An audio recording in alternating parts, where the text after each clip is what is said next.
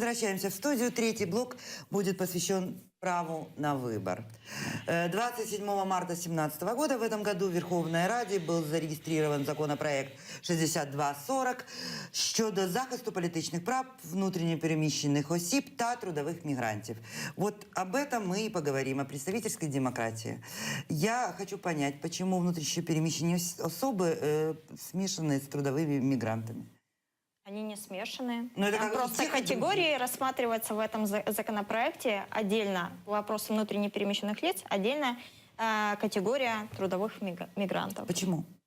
Потому что этим законом комплексно урегулируется вопрос возможности голосования на местных выборах за местом фактического проживания. Прекрасно.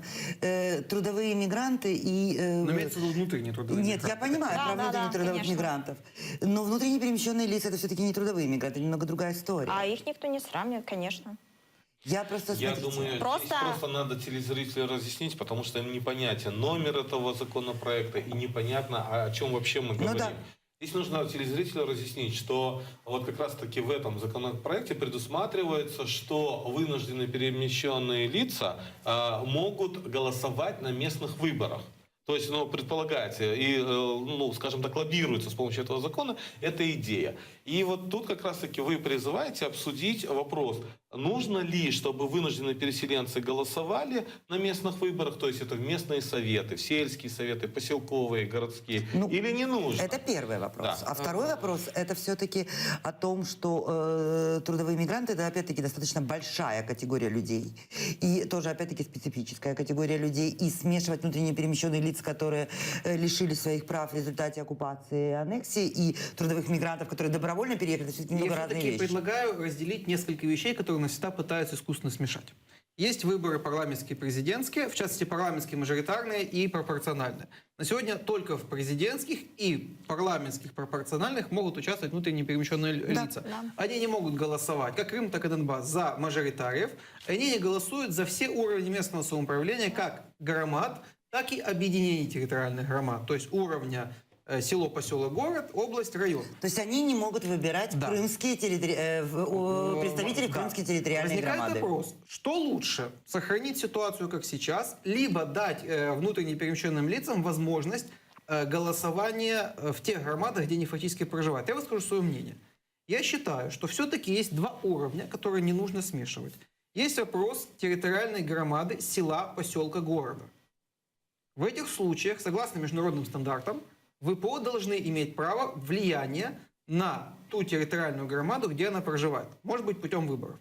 Но я думаю, что здесь должны быть разумные ограничения с целью...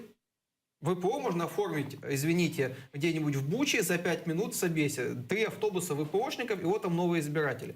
Я думаю, должен быть какой-то ценз проживания. Минимальный.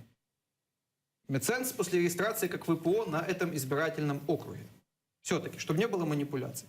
Но это право, я думаю, возможно закрепить за жителями статусом ВПО. Если мы видим объединение территориальных громад, то здесь тоже политический вопрос. Я с вами абсолютно согласен. Когда мы привязываем ВПО голосовать за Львовский облсовет, не голосуя за Верховную Раду Крыма, или не голосуя за Донецкий областной совет, тем самым мы навсегда отказываемся от существования этих органов.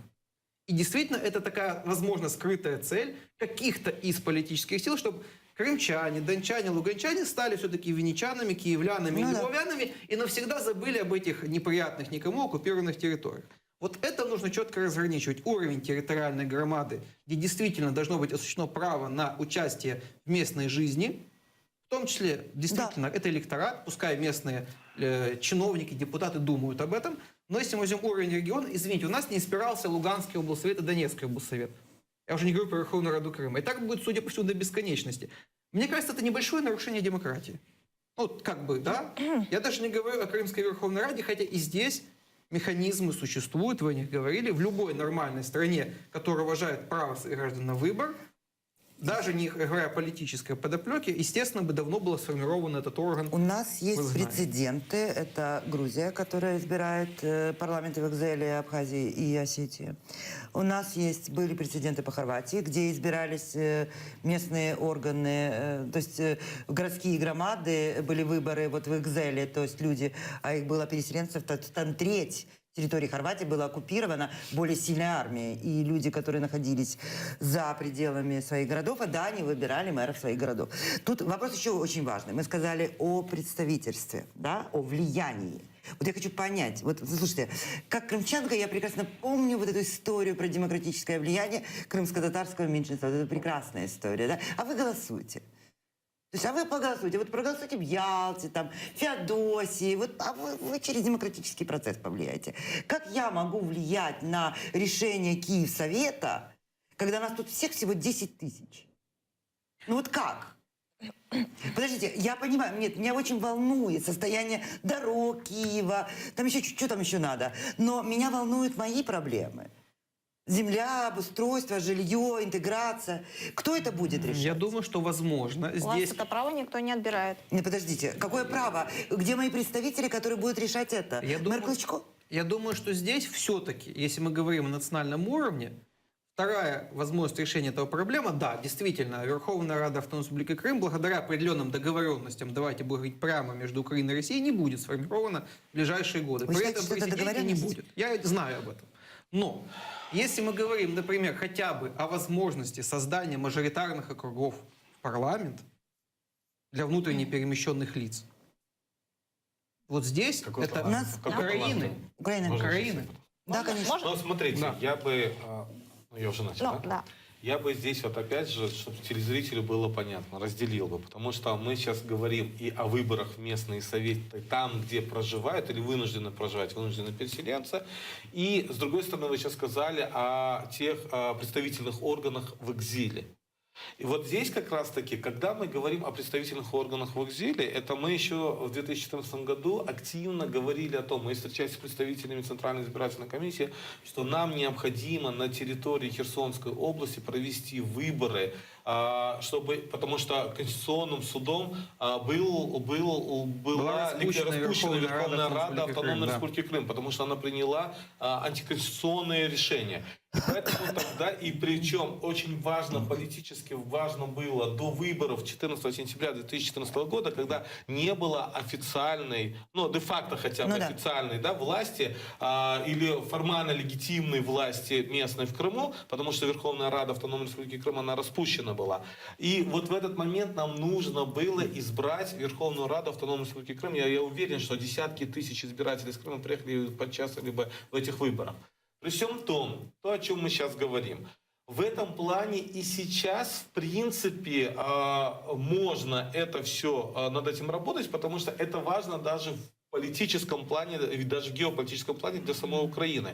Для того, чтобы восстановить представительные органы Автономной Республики Крым и способствовать все-таки, как создать территорию администрирования Автономной Республики Крым. Искандер, это нужно, но это делать да, не будут. Но к сожалению. к сожалению, нет этого понимания или есть боязнь, что это будет дорого стоить. Теперь другой вопрос, когда мы говорим, что вот вынужденные переселенцы, к примеру, из Крыма оказались, и не только из Крыма, оказались, живут в различных местах. Вот с моей стороны, понятно, что мы должны продумать, тем более местным самоуправлением реально занимался много лет. Мы проводили различные инициативы. И здесь однозначно вынужденные переселенцы, уже, скажем, находясь или проживая среди территориальных громад, само собой должны как-то интегрироваться.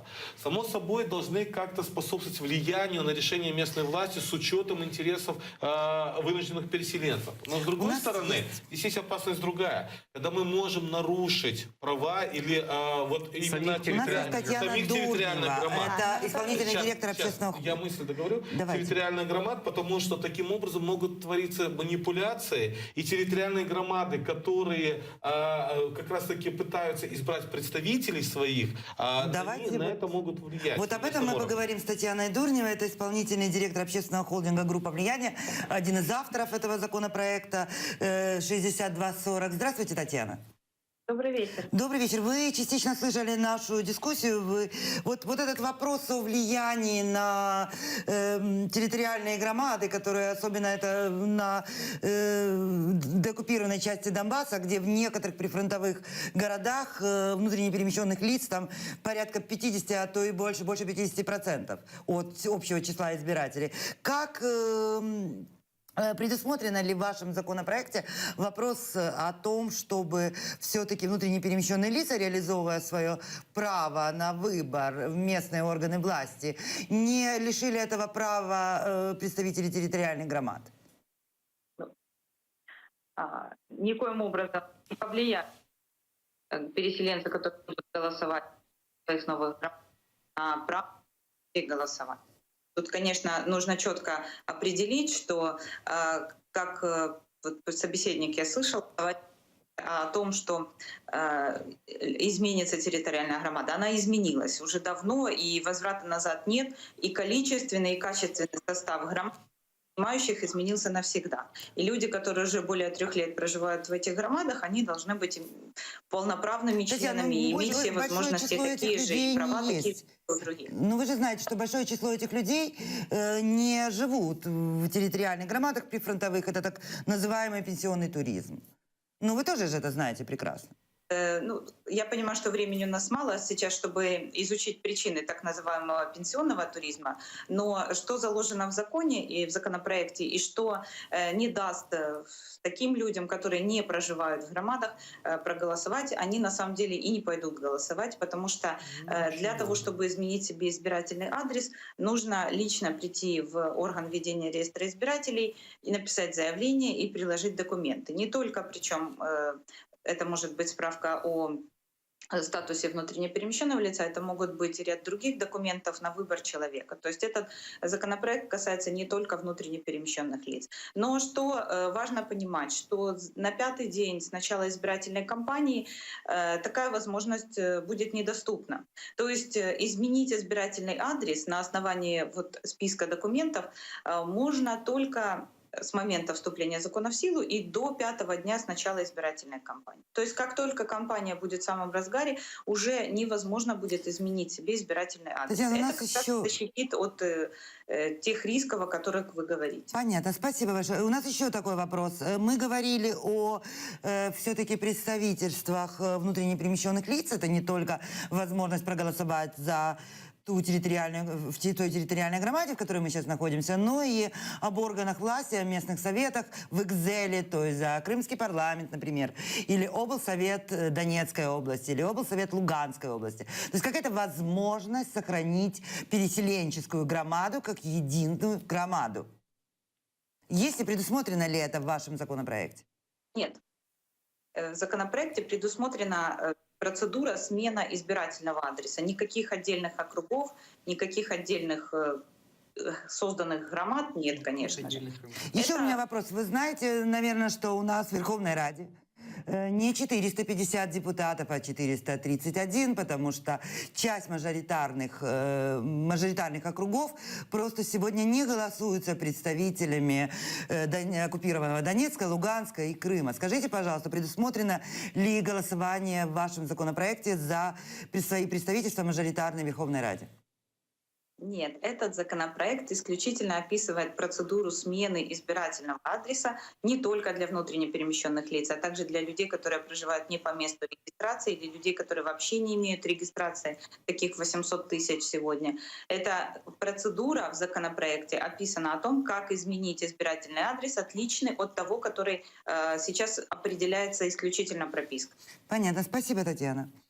Пожалуйста. Спасибо большое. Можно я сразу, Да, конечно. в продолжении темы. Я хотела бы сказать, что мы, как наша организация и также наши партнеры, правозащитные организации, в том числе вот, Таня Дурнева из громадського холдингу «Группа впливу», мы совместно участвовали, они инициаторы, да, они разработчики, и главное, мы участвовали также как эксперты в рабочей группе, и мы поддерживаем этот законопроект и считаем его действительно важным, потому что, опять-таки, можно сказать, грубо говоря, с колокольни нашего опыта и общения ежедневно с людьми, к нам обращаются крымчане, к нам обращаются донечане, луганчане, которые проживают уже здесь достаточно долгое время. Я просто хочу понять, в чем их проблема. Погодите, можно я просто закончу? Они обращаются с тем, что в 2015 году, когда были местные выборы в Украине, переселенцам не дали возможность голосовать. И многие были действительно очень возмущены, потому что они проживают здесь давно, они водят ребенка в садик, в школу, они работают здесь, платят налоги в местный бюджет. Они хотят действительно влиять на то, что происходит в местной громаде, и они Виктория, имеют... ну это понятно. Можно я Я закончу? просто хочу, я Они понимаю, о чем вы действительно хотят участвовать знаете, в местном послушайте, я могу самоуправлении вам- и реализовать свое Чудесно. конституционное Виктория, право я на хочу вам сказать одну волеизъявление. простую вещь. Знаете, как это называется? Обиделся так, что кушать не могу. Вот люди, вот они в 2015 году, они вдруг осознали, что они не голосуют за мэра Кличко. Мы говорим о другом. Мы говорим о том, что у нас происходит интересный момент. Что мы вместо того, чтобы обсуждать сохранение территориальных громад в Экзеле внутренне перемещенных лиц, мы почему-то подменяем. Это подмена понятий. Потому Это что... я не обсуждаю эту тему, я говорю А почему мы не именно обсуждаем эту о тему? процедуре смены Смотрите, у избирательного нас 15, адреса для голосования на местных выборах. Смотрите, у нас 15 мест в Верховной Раде, которые сегодня не заполнены. Но это наши представители в законодательном органе власти. Их нет. Я выражаю нашу позицию, и я Нет, я очень просто- хочу, чтобы нашу позицию также здесь, в этой студии, уважали. И очень конечно, важно уважаем. действительно то, что этот Здесь, законопроект нет, не просто направлен... один вопросик. То, чего я думаю, к чему может привести. Причем это не говорит о том, что это повсеместно, но действительно, а вы не думаете, что таким образом может возникнуть конфликт между территориальной громадой, которая Конечно. постоянно, и вынужденными переселенцами? Не приведет ли это к каким-то негативным последствиям? То есть этот фактор был учтен? Конечно, был учтен. Опора, общественная организация, также группа впливу организация не раз проводили исследования, опросы в Донецкой области, Луганской области, по всей территории Украины, в Херсонской области, в том числе по поводу того, как местное население относится к этой инициативе, как сами внутренне перемещенные лица относятся к этой инициативе. И действительно, люди политически активны. Правозащитники, активисты, в том числе, которые выехали с Крыма, из Донецкой, Луганской области, они действительно хотят здесь Виктория, ну находиться это и можно я осуществлять свое свое мнение? право. Я, Выражу. я хочу без Нет. лозунгов. Слушайте, хватит. Нет, уже. я просто Мы все не время говорим о закончила. лозунгах. Нет, послушайте, я на самом деле, как крымчанка, могу вам рассказать, как местное население относится к тем, кто приехал и хочет проголосовать. То есть это мы видели, как это было с крымскими татарами, которых обвиняли в том, что они хотят влиять на жизнь Нет, крымчан. я просто- Давайте мы все-таки прекратим о лозунгах, мы говорим о другом. Вы проводили исследования, вы не знаете, как это повлияет. Наши партнерские организации проводили исследования. И Эти это... исследования надо было проводить в Крыму и посмотреть, как это повлияло на местные громады, закончу? которые столкнулись с большим количеством приехавших людей. Очень важно дать, я просто скажу еще одну вещь. Очень важно дать людям возможность прийти и поменять место для голосования.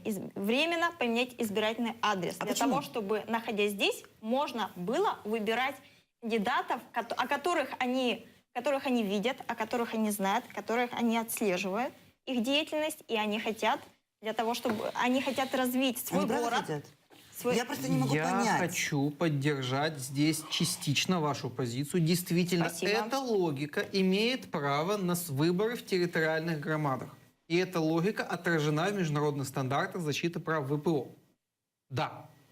Но когда мы говорим об объединениях территориальных громад, когда мы говорим, что голосование в Винницкий или Житомирский облсовет, здесь я вот не вижу этой потребности для ВПО, и здесь я как раз вижу то, что пытаются искусственно ВПО из Донбасса сделать винничанами, житомирчанами и навсегда заставить их забыть о том, что они из Донецка, Луганска, Крыма.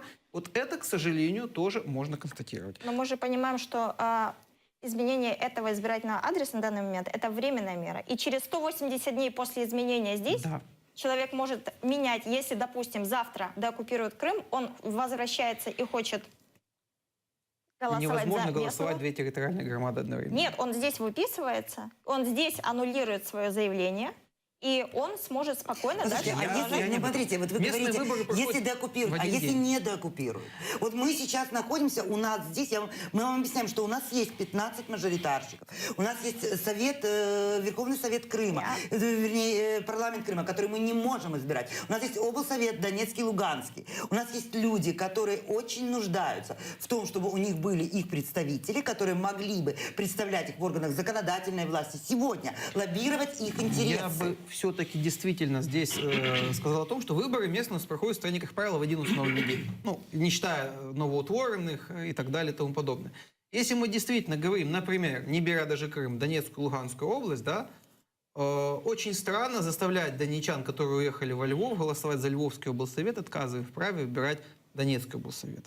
То есть вот это для меня очень странно и не кажется мне основанным ни на стандартах ВПО, ни на стандартах Их демократии. никто не заставляет Но отказываться. они не могут Они имеют право.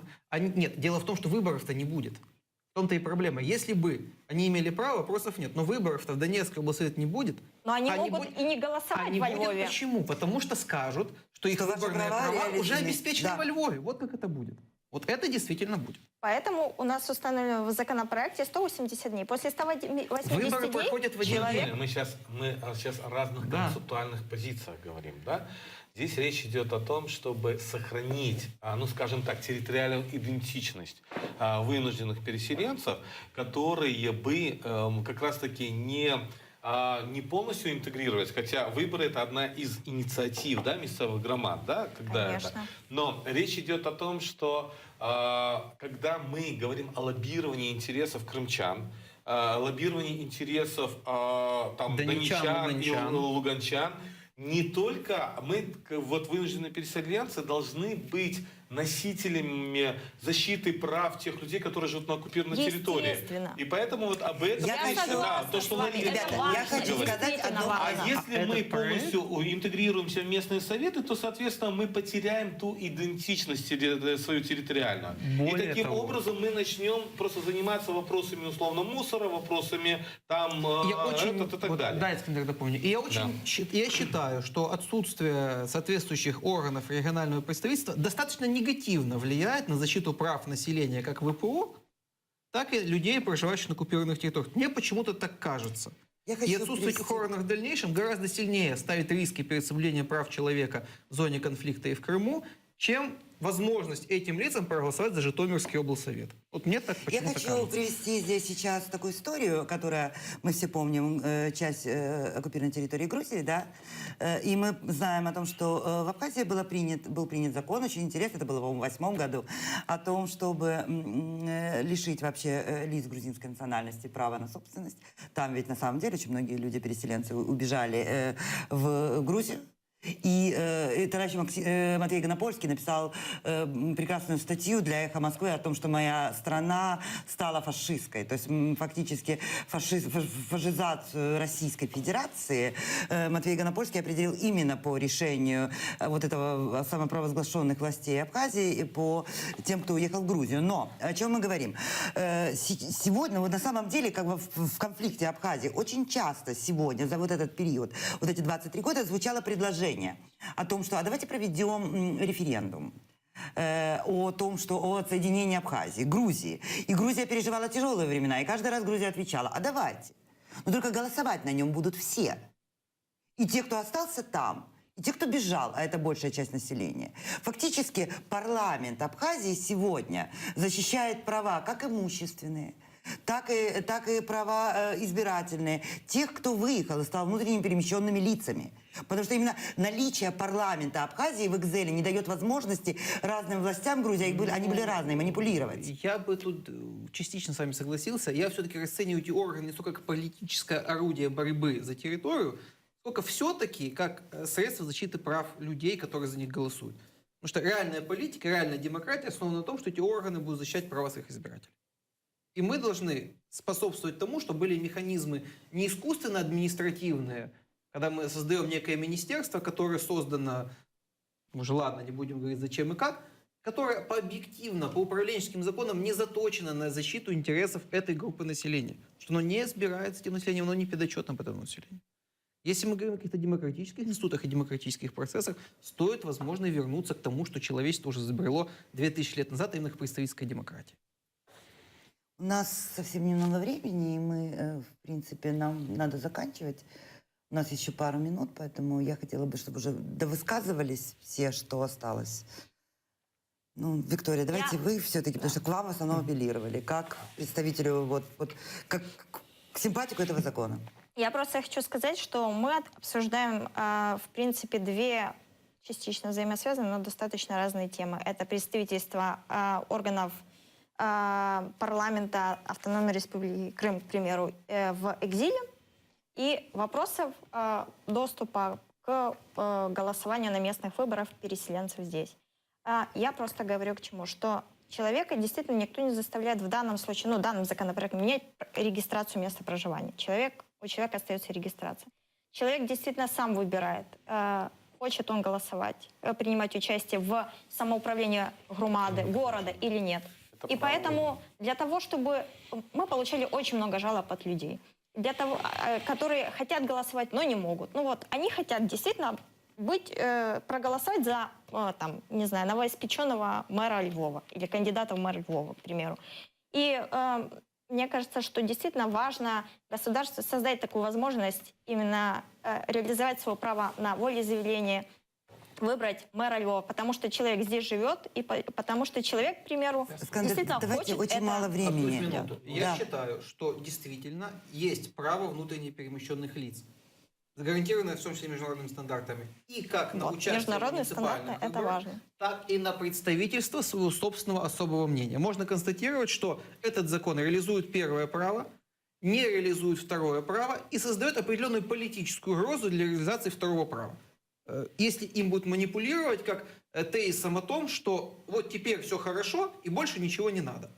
Я не говорю, что закон плох. Это достаточно неплохой шаг вперед. Но вот эта политическая угроза, к сожалению, существует. Это ваше мнение. Да. Скандер, Но я считаю, что однозначно это один из механизмов влияния на принятие решений местной власти, потому что самоучастие выборов это способствует тому, кто пройдет. Но я опасаюсь одного. Я опасаюсь того, что это может привести к конфликту интересов между, собственно, территориальной громадой и вынужденными переселенцами. Потому что это зависит от количества представителей и так далее. Это может привести к определенным манипуляциям, с помощью которых могут определенные политические партии, политические силы привести, в том числе, к таким вот взрывам или пытаться влиять на некоторые процессы. И поэтому это достаточно непростой вопрос, потому что здесь, с одной стороны, вынуждены переселенцы, поскольку они вынуждены и проживают на этой территории, и уже должны интегрироваться и соответственно, совместно участвовать в управлении этим регионом. С другой стороны, здесь могут быть определенные политические манипуляции. Я просто говорю как человек, который был связан с определенными политическими процессами, выборами и так далее. Поэтому здесь, мне кажется, в первую очередь нужно вообще урегулировать вопрос, скажем, механизмов влияния вынужденных переселенцев с целью защиты прав как раз-таки тех людей, которые живут на оккупированной территории. Это вот представительские именно в центральных органах. мы должны заканчивать, у нас остается буквально минута.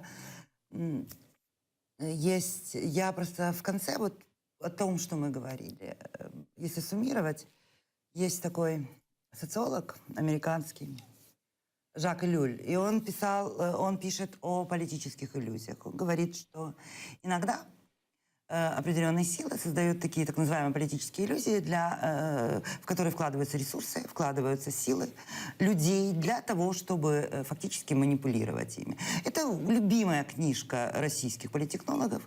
В МГУ 2 года изучают Жака Иллюля, его политические иллюзии и пропаганду. Вот, потому что на самом деле это работает. Так вот, мы 3 блока говорили о реальных проблемах, и тут же мы сталкивались с тем, что это выгодно олигархам. Или манипуляция людьми, создание каких-то условий, каких-то трудностей на ровном месте и нежелание решать эти трудности фактически подталкивает людей к тому, что они начинают требовать в пользу уже совершенно третьих сил. Они требуют изменений, которые в итоге играют на руку третьим силам. То же самое касается выборов, потому что на самом деле представительство и право проголосовать за мэра Львова – это разные вещи. Если говорить о влиянии, то для меня, как крымчанки, например, я не знаю, для многих крымчан, это очень немногочисленная группа, это всего 50 тысяч.